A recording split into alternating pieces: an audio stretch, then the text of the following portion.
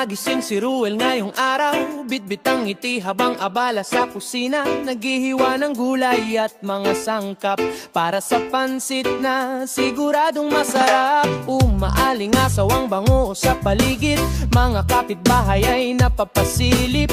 Ano ba ang niluluto ni Ruel? Bakit parang espesyal ang handa ngayon? Habang hinahalo sa malaking kawali, lahat ay sabik na sabik makatikim. Pansit ni Ruel, mahaba at masarap.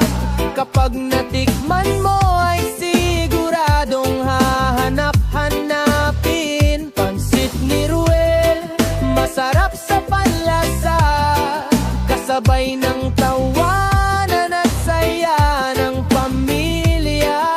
Mahaba ang pansit, mahaba rin ang samahan, punong-puno ng saya at pagmamahalan. Kapag si Ruel ang nagluto, walang matitira sa plato. May sahog na gulay at karne pang kasama, may konting kalamansi para mas sumarap pa. Bawat subo ay may kakaibang saya, kaya lahat ay napapangitin na.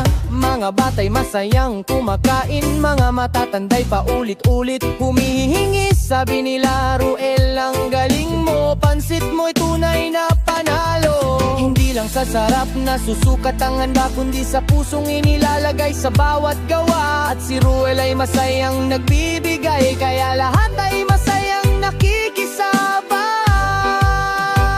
Pansit ni Ruel,